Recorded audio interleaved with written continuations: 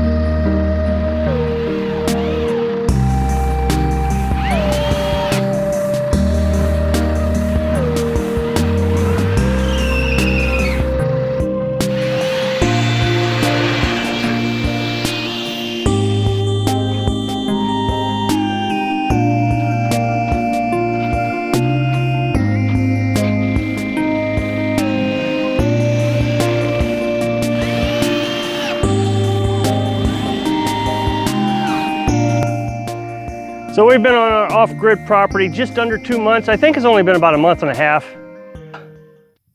Where are my glasses? And we've gotten a lot accomplished. The thing is we weren't even supposed to be in Missouri until this month, April. We were going to come up in April and start looking for property. Well, we found some property, long story, but ended up we bought this property back in January. And we stayed at Mom's for like 2 months. I think most of January and February. We got here, I think, on March 4th. This is like April, I don't know, 16th. Now, the property was an absolute wreck. Everything looked like this, just grown up and weeded. And we've been able to clear the property off, get our camper set up, get the well going, get the IBC tank going so we could have water to store in. I got the yard cleaned up, got this entire trailer here completely stripped away. And so we're going to cut the trailer to that back here in the back half. And today I started building our little tiny house. I didn't get a lot done. Unfortunately, I had to go to the hardware store and pick up some 2x6s. Otherwise, I wouldn't have been able to get started. What my goal is here is to build the floor with scrap lumber that we got off the trailer. Now, there's a lot of rotten ends, so I can't do it the way I would like to do it, which is run a 2x4 across all the way from one side to the other, about, I don't know, almost like 11.5 feet. If I wanted to buy new lumber, I could do that, but now I want to use this scrap lumber, and so I'm going to have to cut off the ends. And so I had to figure out a way to do that. Either way, I would have had to eventually gone to the hardware store and buy some lumber, but this is going to save me $100 the way I'm going to do it here. And the way I'm going to do it is I'm going to cut off most of the wood and give myself about 5.5 feet here. Of good material. Here in the center you can see the material is pretty good in the center, but then it gets rotten here on the ends. Now that means it won't reach all the way across. Now this is what came off the floor before.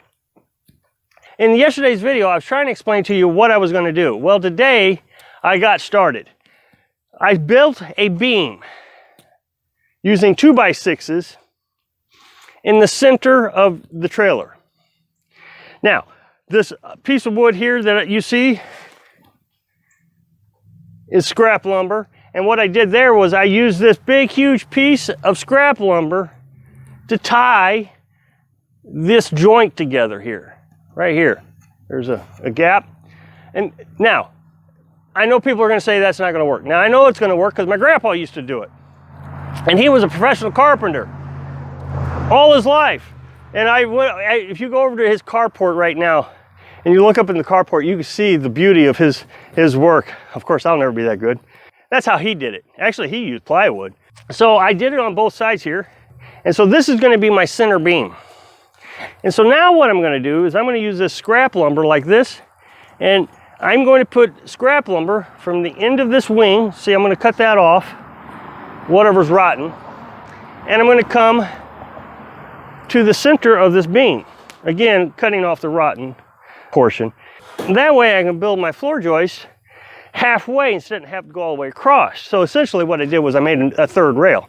This is also going to strengthen the trailer using 2x4s, because 2x4s are pretty bouncy. If you walk into a mobile home now and you walk in the center of the mobile home, you'll feel the bounce because they're using 2x4s. Well, this will take that bounce right out.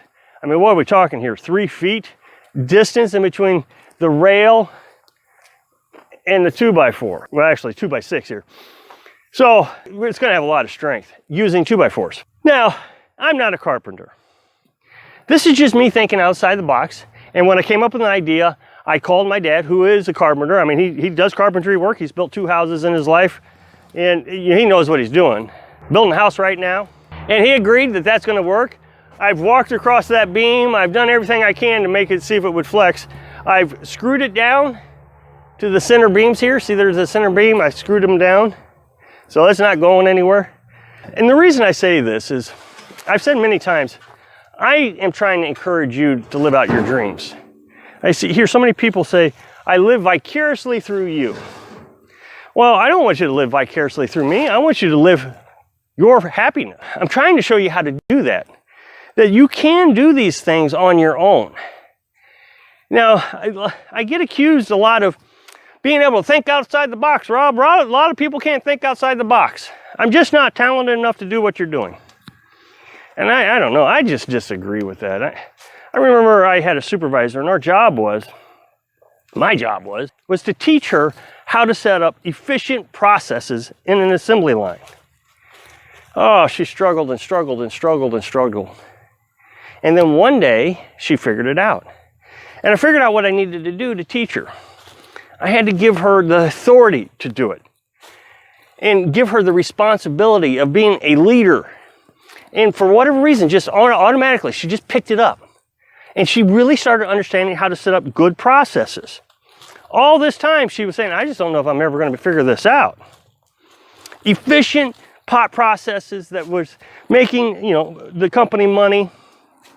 It was fantastic.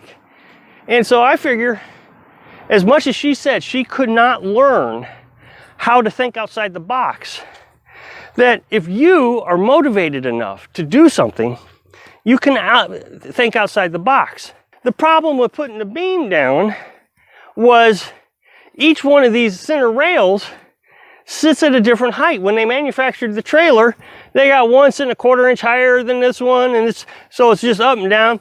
So I had to custom make each board so it all laid completely flat. So that just shows you that you just got to work slow and think things through, and you can do it. And then there's this other aspect. I just don't have the physical capability of doing it anymore. And just last night, I've said this in a lot of videos, I'm told quite a bit in the comics section, and then I'm kind of lazy because I'm only doing a little bit of work at a time. And so physical capabilities. Yeah, like I said, I get chewed out quite a bit that I'm lazy, that I don't work very hard.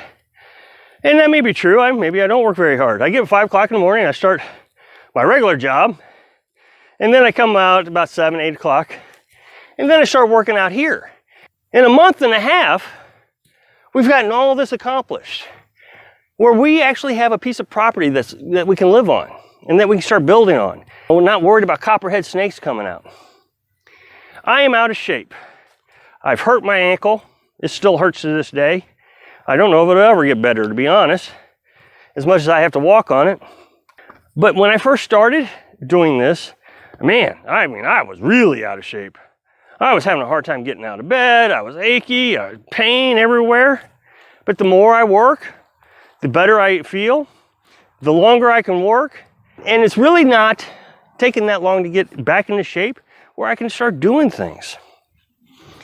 I just push myself a little further each day. So I'm trying to encourage you that if you have physical issues, to go out and walk just for a couple minutes.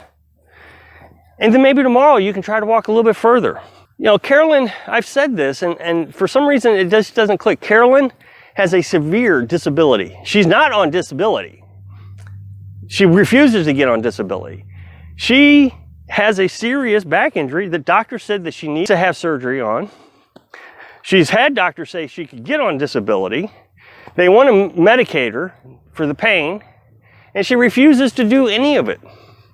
Yet she comes out here every day. Today, I've had to ask her to leave so I can make this video. So, because I get embarrassed for making videos in front of her. Yeah, because she's just working up a storm, raking and shoveling, cleaning the place up, having a great time. And when she gets tired, she sits down on the back of the truck, and then she does some more. I recognize that there's a lot of folks out there that think I should be working harder, but I'm trying to show that even though you may not be able to work harder, you can still do things. It's so rewarding to come out here and do it. I hope I can encourage you to think outside the box and to come out and stretch your muscles just for a minute, and then maybe tomorrow, 2 minutes. Thanks for watching.